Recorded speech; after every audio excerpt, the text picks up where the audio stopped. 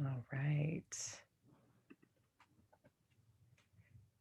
And as you are coming in, if you have any questions right off the bat, you'll see a Q&A box at the bottom of your screen that you can use throughout today's presentation to share questions. We'll be keeping an eye on that throughout, and also we've left a lot of time at the end for questions. If you have a comment that you want to share, that's also a place where you can share comments and we'll see them there. But with that, I feel maybe we can go ahead and get started, trusting hopefully everyone in the room will also take care of themselves throughout, get their water, and stand, walk around, move as they need, and hopefully also leave getting all the information they need and want, and all the questions answered that they want answered. So I turn it over to you, Joya, to get us started. Great, thank you. So I'm going to walk through our agenda for the day.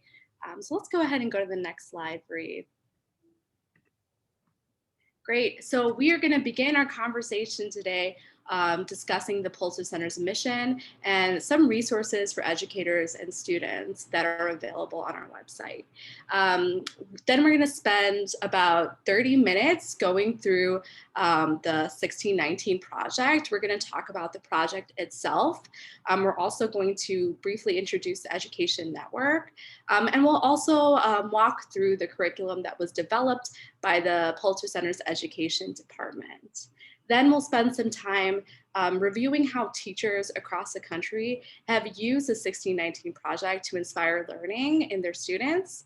And then we'll end by really diving into this new initiative, the 1619 project, Education Network, and responding to your questions. This session is being recorded, and we'll be sharing that with anyone who registered and everyone who's here right now. And also you'll be receiving the slides afterwards. So we have three main goals for the day. By the end of the session, we want you to be able to describe the central thesis, structure, and range of themes in the 1619 project. We also want you to explore and analyze the 1619 project curriculum and other ways that educators nationwide have engaged with the project. And we also want you to be able to walk away and describe the 1619 project education network. So the Pulitzer Center is a journalism organization. We are dedicated to raising awareness of underreported global issues through direct support for quality journalism across all media platforms and a unique program of education and public outreach. An underreported story refers to a news story that maybe isn't dominating the headlines, but is still an important story that needs to be shared. We work with journalists to ensure that underreported stories are getting the attention they deserve by providing funding for their reporting and by facilitating conversations around underreported news issues with the public, which includes students and teachers. Journalists have published their stories in a range of outlets, and there are tons of news sources where stories have been published. You may notice a news source that's familiar to you, or that's your preferred news source, or a news source that you're not as familiar with. Journalists who receive grants from the Pulitzer Center are writing about issues that they are passionate about. And so we have reporting on everything ranging from the environment and climate change, or migration and health. If you notice an issue that resonates with you or perhaps reflects your classroom learning goals, take note and visit our website at pulitzercenter.org/issues. Our education department is dedicated to cultivating a more curious, informed, empathetic, and engaged public by connecting students and teachers with underreported global news stories and the journalists who cover them. We uphold that mission by providing programs and resources to educators and students. So we have thousands of articles, photos, and videos on underreported issues on our website. They are available to you without a paywall. So students and teachers can access this reporting for free on our website. We also have really a library of lesson plans available to educators. All of our lesson plans are standards aligned and explore a range of global issues and ask students to practice critical thinking skills. We also have 2 student contests, which are really writing contests. Our spring writing contest, Fighting Words, is an opportunity for students to respond to a news story using poetry. And more information about Finding Words will be available to the public in the upcoming months. We also offer virtual journalist visits. So teachers and students that are interested in speaking to one of our grantee journalists can welcome one of those journalists into their classrooms. We've had journalists visit classrooms and speak about either a reporting topic that they've investigated with their stories, or talk about their experience as a journalist.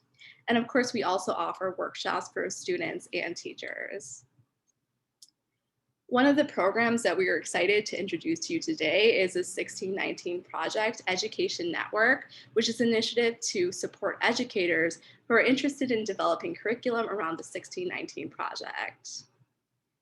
When the project was launched in 2019 by New York Times Magazine, the Pulitzer Center's education department also launched a full curriculum to help teachers introduce students to the project. And we're going to walk through the project and the curriculum shortly. We have developed full units exploring journalism projects like the 1619 Project. We've also developed lesson plans that explore a range of global themes or support students in practicing media literacy and critical thinking skills, and experiment with journalistic practices like finding stories, taking photographs, or conducting interviews. All of our lesson plans are standards aligned and can be found on our lesson builder. So back to the 1619 Project, which is one of the journalism resources we've worked with and are excited to tell you more about. To kind of help us in how in depth to go today, we'd love to get a sense from you here of how familiar you are with the project. So you should see a poll on the screen now, and you can let us know, how familiar are you with the 1619 Project? Very familiar, maybe you've read a lot of it. Somewhat, you've heard an article or seen an article or heard a piece of the podcast. Not very familiar, you've heard about it, but maybe haven't explored the resources yet. Or you're here today learning about it for the first time. So take a moment to share your responses, and thank you. This group is contributing very quickly, and this is going to be exciting to see. We have a real range of connections to the project at this point. So I'll go ahead and close the poll in 3, 2, and 1, and let's take a look at the results. So this is a cool place to be. It looks like the majority of us are somewhat familiar, but we do have contributors here on the call who are familiar in a lot of different ways. We hope that we've planned out a program that gives everybody here something to take away that they can use in their classrooms. So let's start with diving into the 1619 Project. And one way that we like to start with students is with taking a step back to prepare them for some of the themes that are going to be explored in the project and some of the content. So we'll start with some warm-up questions that we ask you to think about for yourselves that really examine the mission of the project. So the first question is, when do you remember being really surprised by something you learned in a US history class? This is a project that looks at US history. The second question is, when do you remember being really excited and inspired by something you learned in a US history class? The third question is, when do you remember being frustrated by something you learned in a history class, maybe disappointed or surprised? And the second question, the final question, just thinking personally, is when you think back to your history classes, how accurately do you feel like the information you were learning reflected your life in the United States, the experiences you've had, or maybe the experiences of your family or other community members that you know? Were there moments where you felt very seen, like, whoa, that feels like just like something I'm experiencing? Or were there moments where you felt, what about me? Where is my story represented in this class? Summon up those moments. And then as you do, just notice where maybe some of these questions might connect to some of the items that you see in the project. The second way that we've seen teachers and that when we've done workshops, we've tried introducing students to the project is focusing on the mission and the content itself. So these are 3 of the questions in our curriculum that we invite educators to start their engagement with the 1619 Project. Joya, do you mind reading these out for the group? Sure. How did you first learn about the history of slavery in the US? What did you learn, and how is that information presented? What do you see as a lasting legacy of slavery in the United States? What do you know about the contributions of Black Americans to US society, and where does that information come from? Summoning up those moments in your own life, some of those images, hold on to those and see where they might spark some connections as we begin to explore the project itself. The 1619 project opens with this image. Joelle, will you read the opening text for the project? In August of 1619, a ship appeared on this horizon near Point Comfort, a coastal port in the English colony of Virginia. It carried more than 20 enslaved Africans who were sold to the colonists. No aspect of the country that would be formed here has been untouched by the years of slavery that followed. On the 400th anniversary of this fateful moment, it is finally time to tell our story truthfully. To help us dive more into this opening moment and the theme and question that is posed by this opening statement from the project, what we're going to do is look at a short clip from an interview with New York Times journalist Nicole Hannah Jones about the project's launch with PBS NewsHour.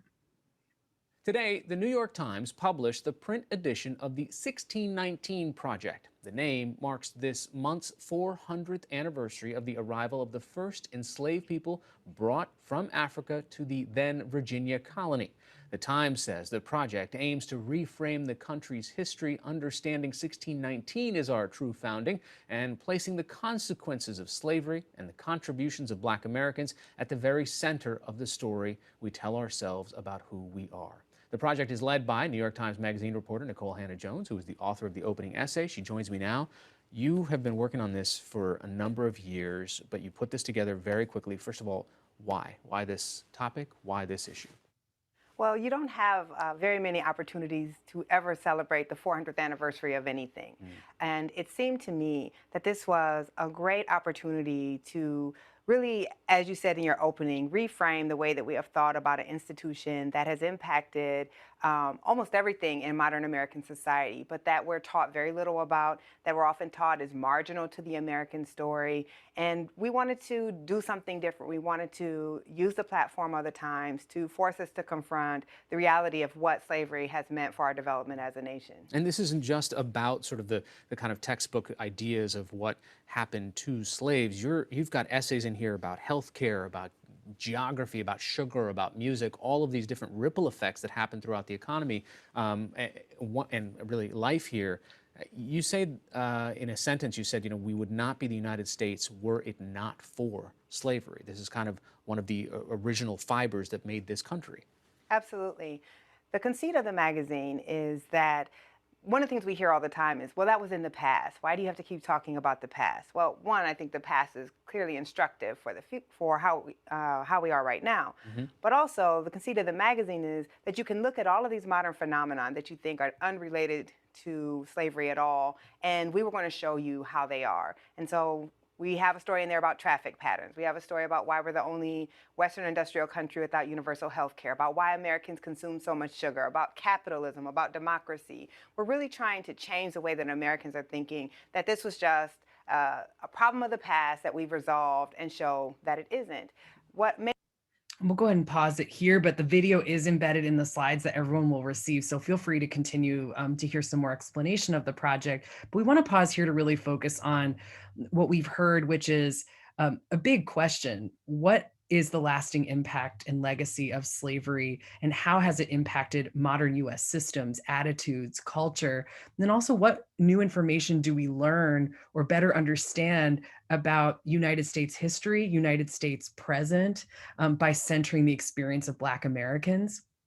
These questions could not be answered by one person. So the project is actually made up of contributions by over 30 writers, journalists, historians, creative writers, photographers. And what we're going to do now is walk through all the different elements of the project that examine the questions that were posed in the interview we just watched.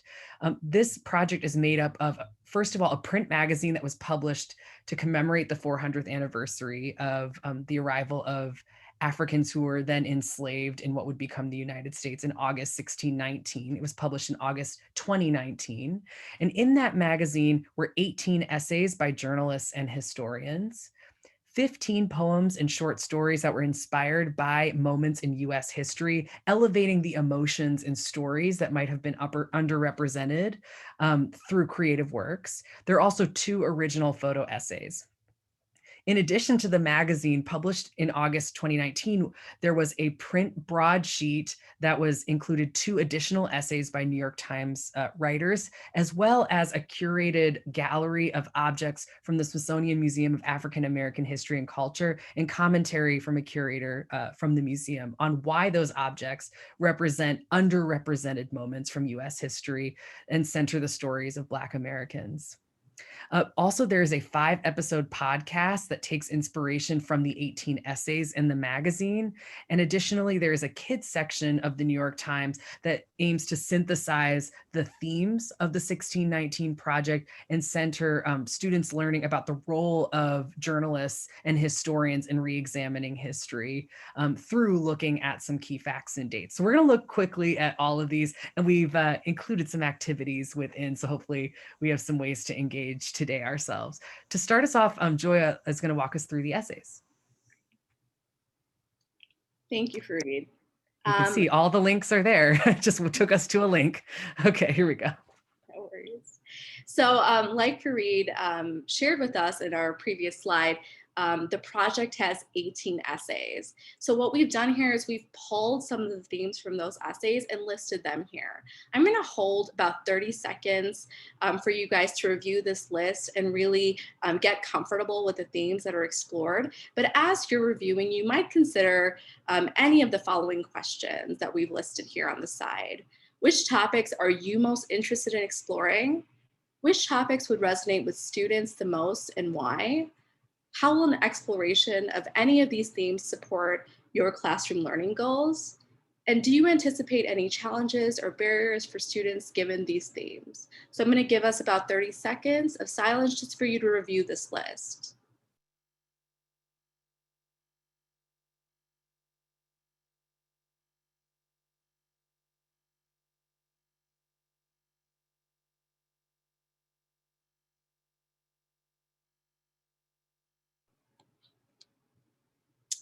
So each essay begins with a provocative opener, an anchor question or a quote that speaks to the central theme of the essay and may even hint at the author's claim or argument.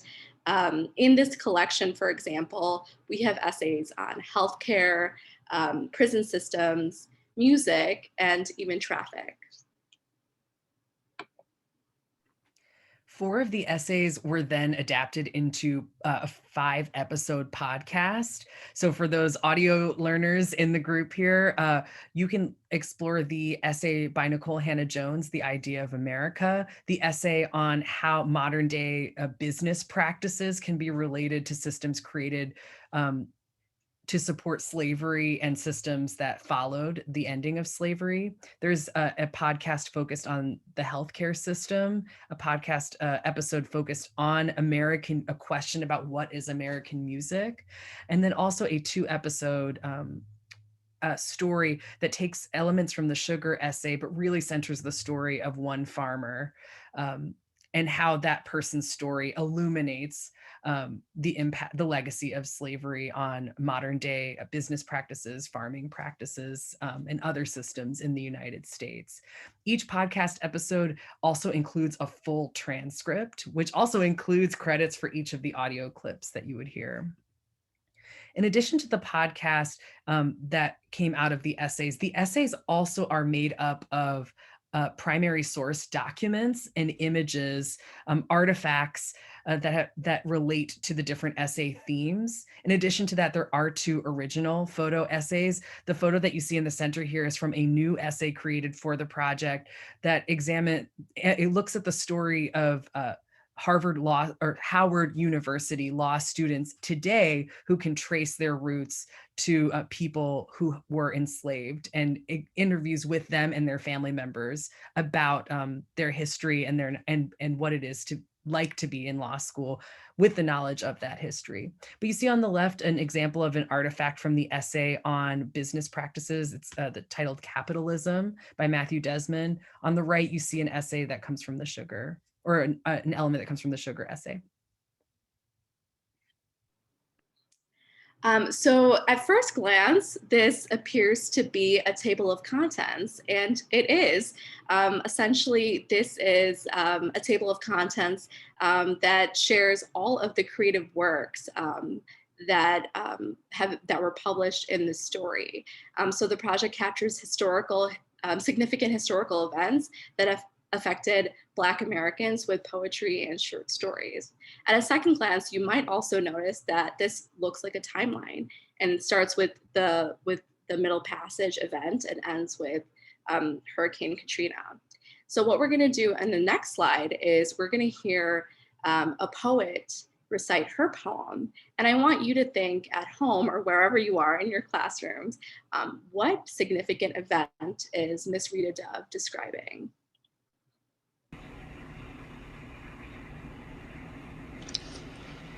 Youth Sunday. This morning's already good. Summer's cooling, Addie chattering like a magpie, but today we are leading the congregation. Ain't that a fine thing? All in white, like angels, they'll be sighing when we appear at the pulpit and proclaim, "Open your hymnals." Addie, what's the page number again? Never mind. It'll be posted, I think. I hope. Hold still, Carol, or else this sash will never sit right. There. Now you do mine. Almost 11. I'm ready. My, don't we look. What's the word the Reverend used in last Sunday's sermon? Oh, I got it. Ethereal. So take a moment to guess what event that might be, and on the next slide, we will see if you were correct. So Rita Dove is describing the 16th Street Baptist Church bombing in Birmingham, Alabama, which was the center of the civil rights movement. 4 young girls were killed and at least 14 were injured. You'll also notice here that there is an artistic work that also captures the events, and each of the creative projects has an artistic illustration or capturing as well. So those are all elements of the magazine, and the PDF for that magazine is available for free at the Pulitzer Center's website at pulitzercenter.org/1619. You'll also see there a PDF of the broadsheet, which was published in the newspaper as a print paper piece. It included 2 essays that are listed here, and also the curated gallery of objects. The kind of central theme of this broadsheet is what are underrepresented moments in US history, especially moments as we center the experience of Black Americans that are instructive for the lives of all Americans. And each piece in the broadsheet looks like this. There is an object and then a description from one of the curators from the Smithsonian Museum of African American History and Culture, Mary Elliott, who selected the objects, about why that object is significant to US history. Here's an example of a basket, and you can see it in Elliott's description when you get the slides a little later. She goes into detail about not only the use of these baskets for the cultivating of rice in the South, but also the design of these baskets and how they can be traced to the scientific innovations that came from Africans who were then who were then enslaved in the United States, and whose innovations were applied to the creation of materials like this that were then used to bolster the rice industry in what became the United States. So one way that we've seen some teachers use the objects in the broadsheet are with a simple see, think, wonder strategy, where students start by closely observing the details of the object in the magazine, the broadsheet rather. They start to, once they have those details summoned, begin to think of questions they have about the object. Most likely, what is it and what is it for? They might then, if they've already been introduced to the 1619 project, imagine, what is it that this object is telling us about what we learn about US history by centering the experiences of Black Americans and looking at the lasting legacy of slavery. And since this curation of objects is focused on underreported stories, what might that story be? So we offer that as an activity you might try. Another resource is our K-8 resource. So the New York Times released a resource to help our youngest students access the materials. It includes a timeline that catalogs key dates and underrepresented facts. It also includes a column that addresses common myths about slavery. And finally, a column explaining the career of a historian. So we've thrown a lot of information at you and kind of explore the project. And I just want to come back to this and go through the structure one more time. So the project itself could be divided into 4 resources, or can be explained in 4 resources. We have the print magazine, the print broadsheet, the 5-episode podcast, and the kids section. Now the print magazine has in it 18 essays, 15 poems or short stories, and 2 photo essays. The print broadsheet includes a photo series and 2 essays that analyze how slavery is taught from journalists and historians. So after hearing about all these resources, I'd love to just hear a little bit of your feedback. Which resources are you most excited to explore or share with your students? Are you most excited about the essays, the podcast, the creative works, the photography, the broadsheet of objects, or the K-8 resource? The responses are coming in quickly, and I hope this was set up correctly where you could kind of pick multiple if there are more than one of these that you are interested in. And of course, the second half of what we're talking about today is how students and teachers have begun engaging with this project, because of course, this is just the beginning of the material that could explore the questions that were raised by the project. I'm going to go ahead and close out this poll in 3, 2, and 1. And I wish we were all in one classroom together so we could collaborate, because it looks like we have a real mix here with slightly more of us today thinking about the creative works and essays being used in our classes. But if we were all at one school, I think we could come up with a great project given all the different ways we would access this material. Yeah. So our curriculum started with some resources to introduce the project to students and teachers. I'm going to take the next couple of slides to walk through the Pulitzer Center's full curriculum around the 1619 project. Our curriculum includes reading guides for the essays and creative works, a list of key terms and events, and activities for extended engagements. Our 3 full lesson plans are standards aligned and guide students in exploring 2 full essays, more specifically, the primary essay in the project, The Idea of America, and Brian Stevenson's essay exploring mass incarceration in America. And then, of course, our 3rd full lesson plan explores our K-8 resource. We have 2 reading guides available, and they one that explores all the essays in the full PDF, and one and the broadsheet, and the other that explores the range of creative works. Each reading guide is printable and also links out to full PDFs of the full issue and broadsheet. The reading guide for the essays features comprehension questions, key dates and terms, and also has an excerpt from the text, which is meant to serve as a way for educators to gauge what the reading level of the text is.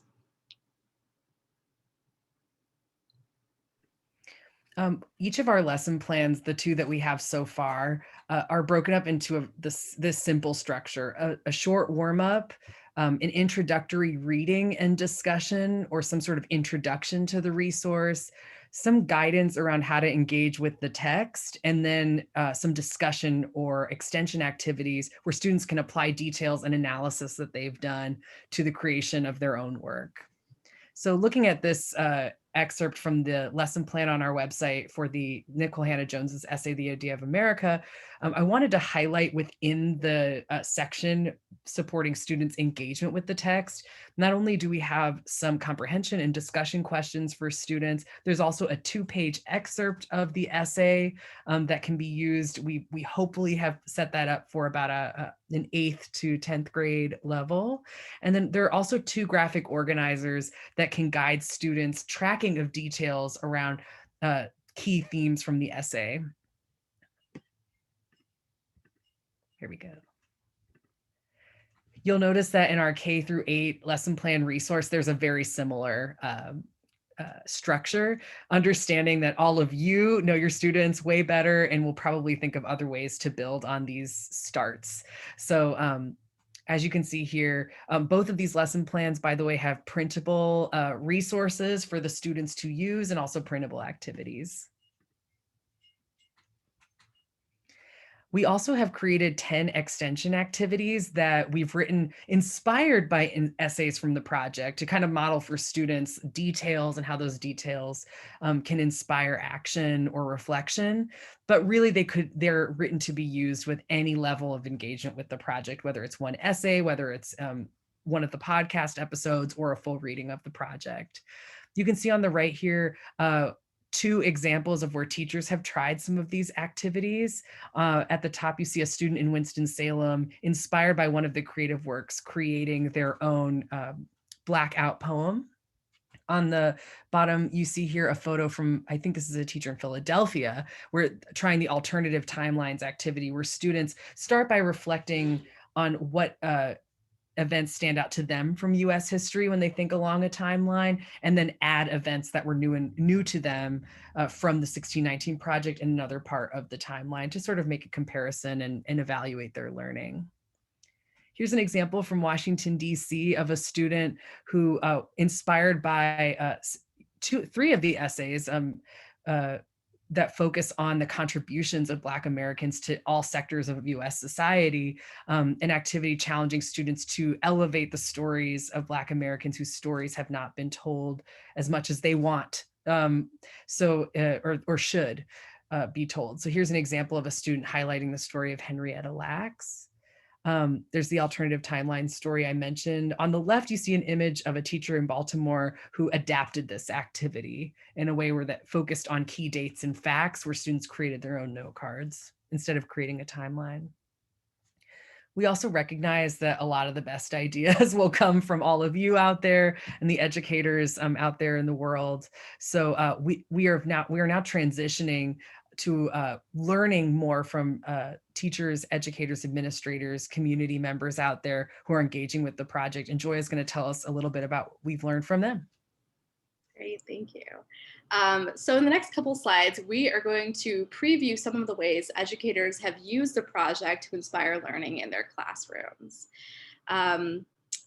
Let's go to the next slide. Thank you so much. So some educators have used the project to help students make personal connections to history, like the student from Dunbar High School who created this, this painting to explore identity. Or this student from R.J. Reynolds High School in North Carolina who created a visual art piece inspired by Bryan Stevenson's essay about mass incarceration. We've also seen some educators in some schools use the project to build community. So this image on the left-hand side was taken on a reflection table, a table that was created for students to share their insights and reflections during a day-long event around 1619 project, around the 1619 project, at a time when we could all be together in the same room, and maybe one day we'll be able to be together again. And then our second image here is a snapshot of an editorial project that a teacher from Chicago, Sullivan High School, did with her students. Her students created a literary magazine in the likeness of the 1619 Project, exploring themes and ideas from the project in their own community.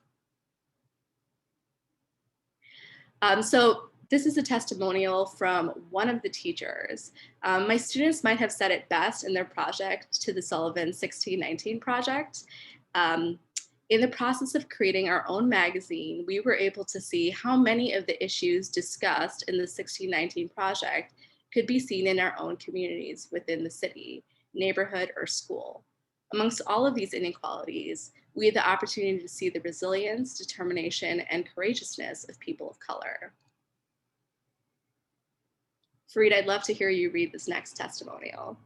So this is a quote from one of the student organizers of the event we saw in the earlier slide in Washington, D.C. Nevaeh actually explored the 1619 Project as part of her U.S. history class. It was the opening, one of the essays was the opening text for that class, and then students then built on the other historical sources in that course to follow up on their use of the 1619 Project.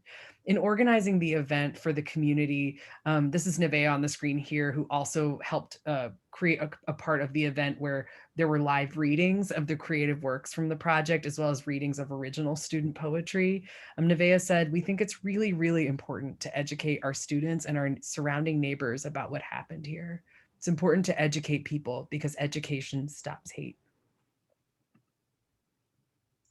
So engaging with this project is as much of a process for students as it is for teachers.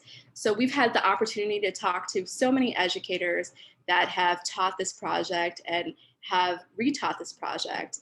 And through those conversations, we've generated some questions to help guide educators who are new to the project or wanting a little bit more support in their implementation of this project. So before you teach, you might consider, what am I most excited to use in my classroom? And what work do I need to do as an educator to feel comfortable teaching this project?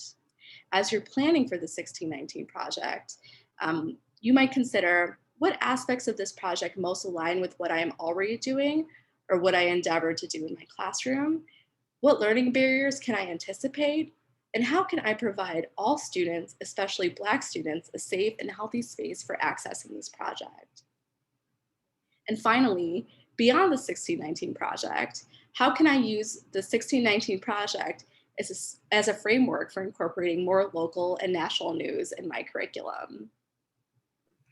And I would add to that too, based on what we've heard from other educators, other primary source documents, other historical sources, other research documents that also align with the standards that you're teaching. That's something we've seen a lot of teachers do as well.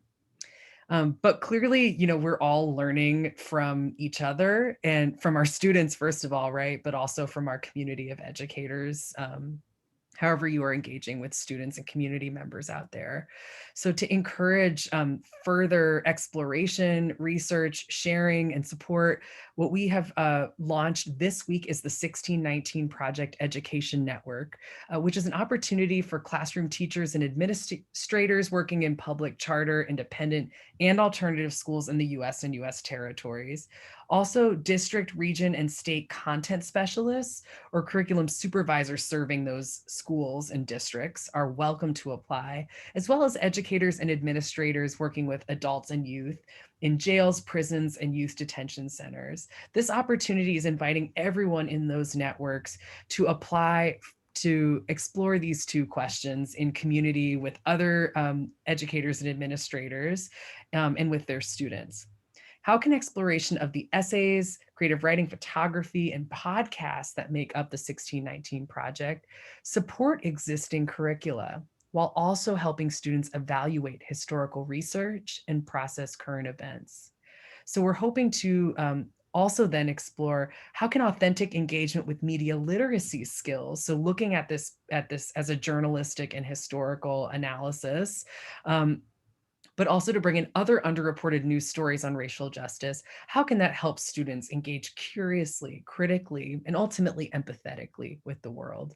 Big questions, and we're excited to explore that in the following ways. We're inviting applicants to work with teams, ideally in their communities, to develop standards aligned units that engage students in the 1619 project, whatever elements of the project make sense, but also other journalism and historical sources that strengthen their connections to existing curricula. So what course is this unit being implemented in and why? How does it actually support what students are doing in that course? And other goals you have for their district, social emotional goals, community goals, career readiness goals.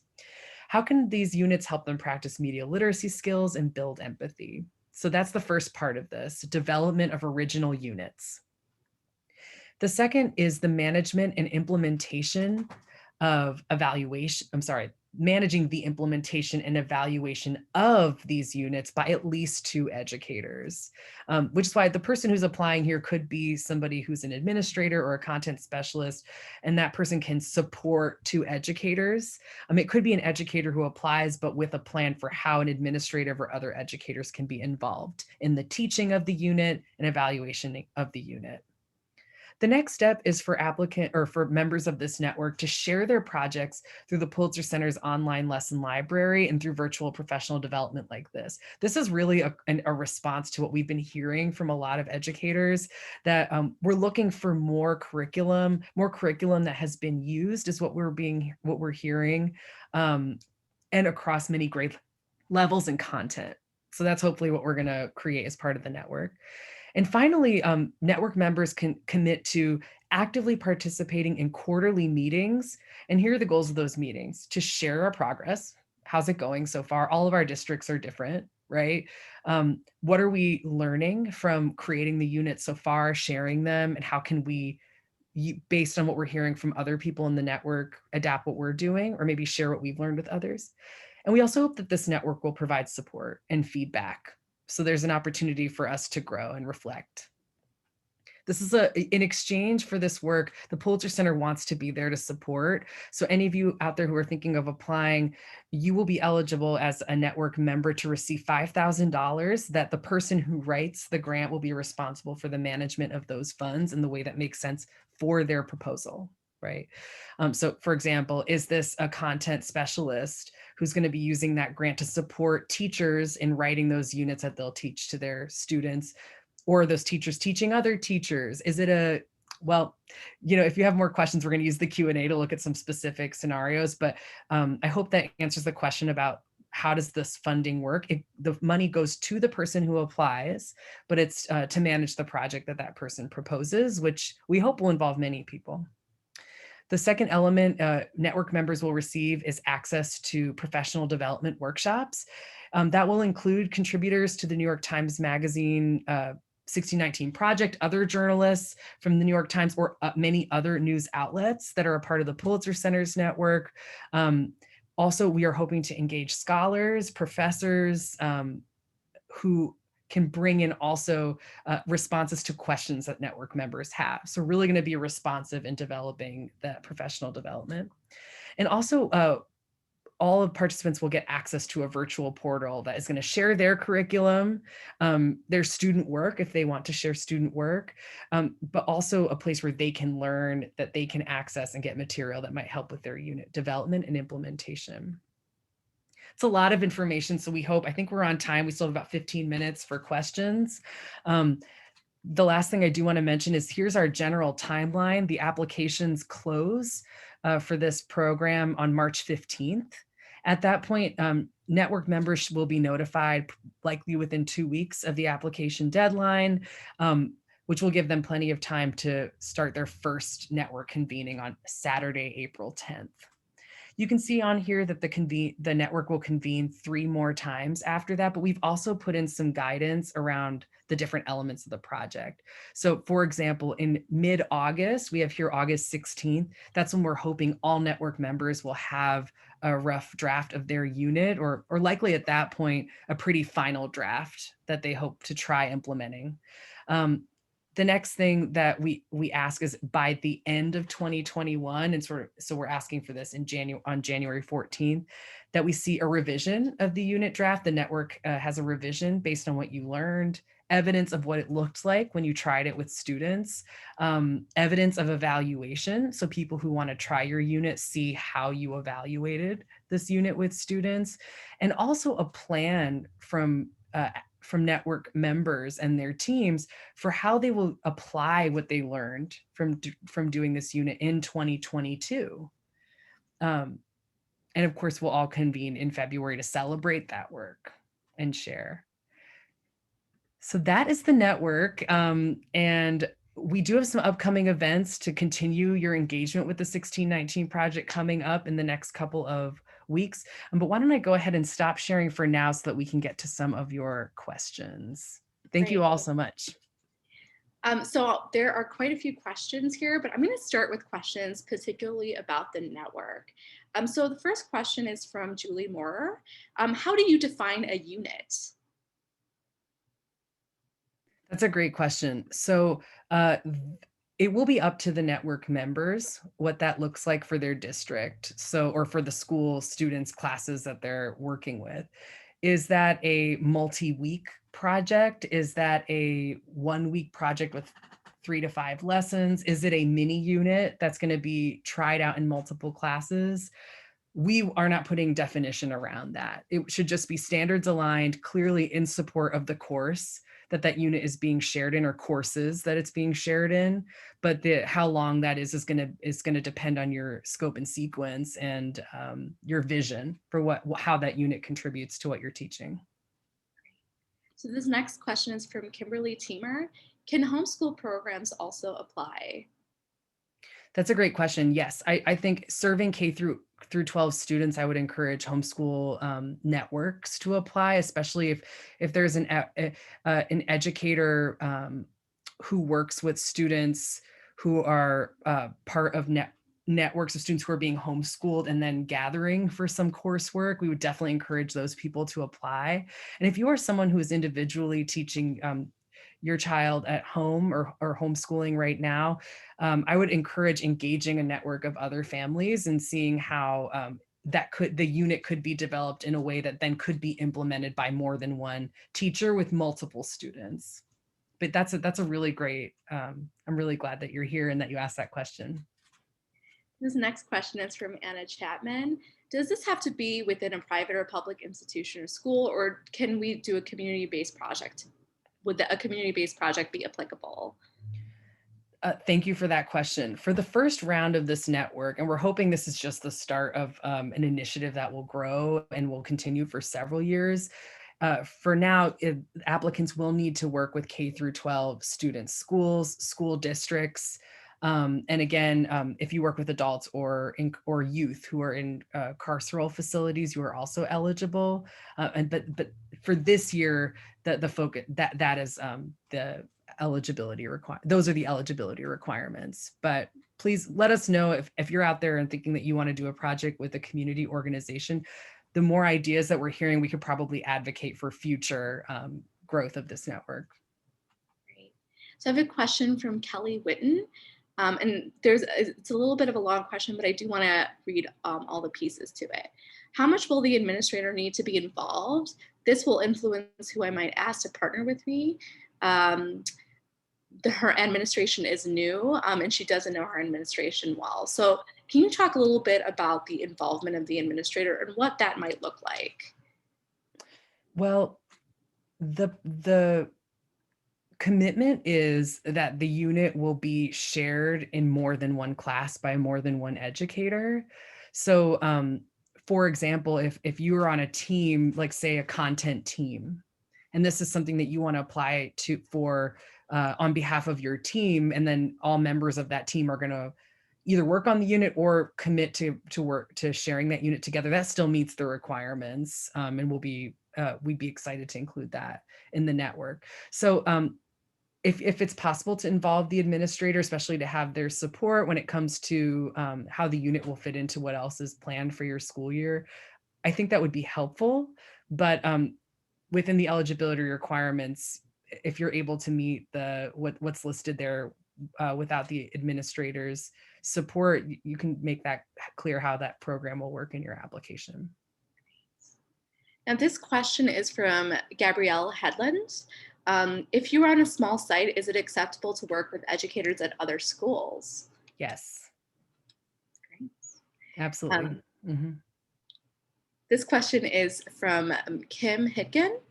Are there guidelines for how to use the funds? For example, can we pay people for the work, or is it limited to materials and other items?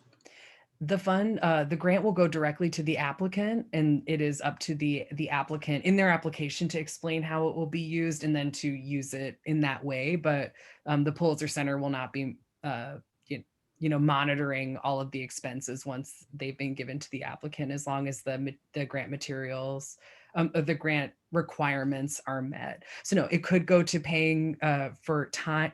Everything that you've just mentioned is going to be probably useful and requires time and funding. So yes, it can go to paying staff. It can go to materials if that makes sense for your project.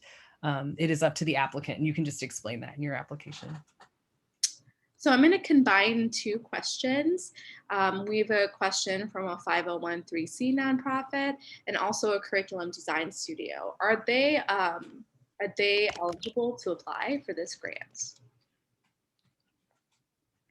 Can you repeat that one more time, Joya? Sure. We have applicants from a curriculum design studio and an applicant from a 501(c) nonprofit that are interested in applying for the grant. Are they eligible for the grant funding? If the plan includes implementation by at least 2 teachers in public charter independent schools, or well, the locations I mentioned, then yes. How many applicants will be chosen? Oh, the number of grants this year is 40. The reason I'm thinking about it is because you might be thinking, I'm hearing already and seeing in the Q&A here that there are people who might want to apply in teams or working with multiple people. So we do need one grant contact to support basically communication and distribution of the grant. But anyone who is involved in the project, who is part of the team in the project, will be eligible and invited to be part of the convenings, but we'll be giving 40 grants in this first round. Can educators work with student teachers and cooperating teachers or with colleges to be the lead? Is that possible?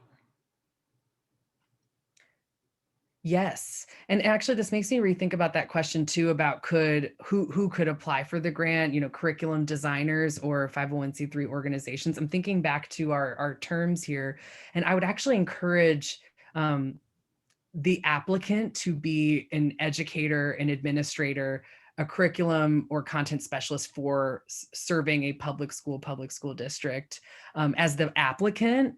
But yes, the involvement of professors, the involvement of outside nonprofits, we definitely encourage that. But I would work to identify who fits within the applicant criteria that we have listed in the announcement to be the primary applicant. Fareed, are after school or out of school time educators and youth workers able to apply? I would encourage for this round, potential applicants in the after school space to work with an educator or administrator at the schools that you're working with to make the application or to submit the application. I think it's a great idea to collaborate with them to see how it might work in the after school space, especially maybe that's the focus area. But for the application, I would encourage an educator at the school. Which I remember when I was teaching, I was a teacher at the school and doing after school. So if you're somebody in that position, you might be the person to write the application. Thank you. So we're having some questions that are revisiting that sort of the makeup of the team. Is it possible for educators to work with other educators from different states? Yes. Absolutely. I do think that, again, you would want to decide who's the primary applicant. But one thing you can see in sort of the openness of the network requirements is we're also excited to bring in the ideas of applicants, the innovations. I'm thinking about these big questions and the potential for learning and sharing that could happen. We're excited to see these big ideas in your application.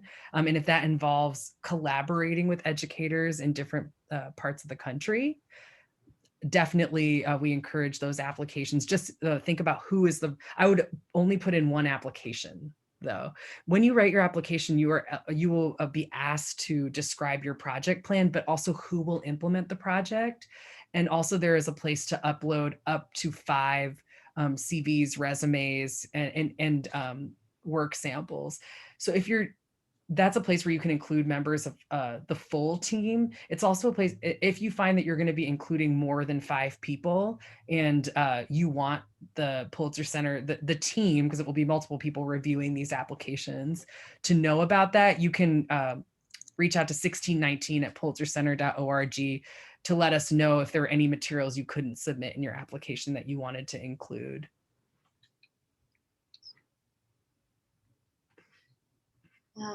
So can more than one person at the same school apply for the grant and receive it?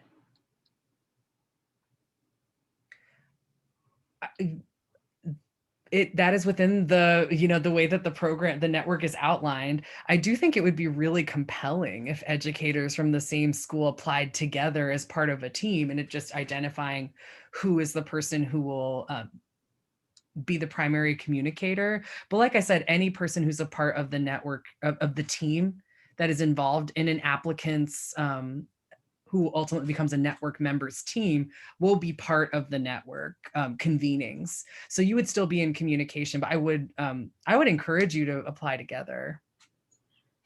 So I'm noticing a lot of questions about where attendees can apply and some clarifying questions that are actually outlined in our announcement. So what I'm going to do is I'm going to share the link to the announcement in the chat box. And I want everyone here to be able to access that page for their own information going forward. Thank you. I see some other great questions in the chat, and I'm taking note of a few of these that I want to look into and get back to you. So some of you, if we're not getting to your questions right now, please reach out at 1619@pulitzercenter.org, or you can reply to the email that includes today's slides and recording. But some of you, I'm going to look into some of your questions and follow up with you individually. We also noticed there's a lot of questions about the 1619 project. So even if you have questions just about the curricular resources or the project itself, please feel free to email us at that address as well. And we'd love to answer your questions also. Excellent. What's really fun is seeing in the Q&A here, I'm getting a sense of some of your ideas, which are some really, really great, exciting ideas. And also we're hoping, there's a question here about making the materials more accessible to teachers, like are PDFs the best way to present these essays? I see that question, great question that I'm going to take back to the team, and we're going to have to problem solve that. Have we thought about leveling the essays, which is something that would involve the New York Times? But with the work of the network, I think we're also going to help identify and have support for questions like these that we can hopefully solve together, since we'll be working together for the full for 2021 and hopefully beyond. Oh, I hope you all apply. Yeah. Well, I see we are near the end of our time. So thank you so much. And I see if you have other questions, please reach out. We will definitely get back to you as soon as we can. I did want to make sure everybody knew that there will be a survey that pops up as soon as you close. We close today's session. It might come into the chat now if you want to get started early. But this is just the beginning of starting to engage with the content, to also summon up ideas for this network or any other ways you might want to work together outside of the network. So we encourage you to join us next Thursday. We'll have a session with teachers and administrators who have used the project in the past year, in addition to other materials, and they'll be in discussion with New York Times journalist Nikita Stewart.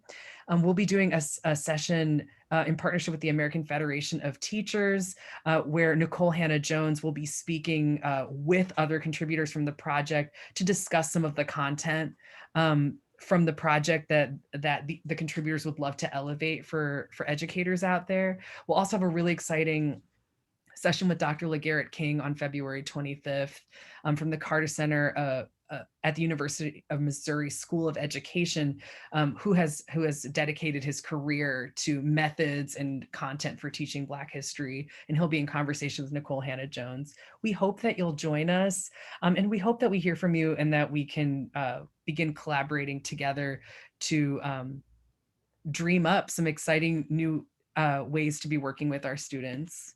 So we hope to hear from you. We thank you so much and look forward to collaborating. Thank you all so much. Thank you, Joya. Bye, everyone. Have a great evening. Thanks so much for your time. Thank you.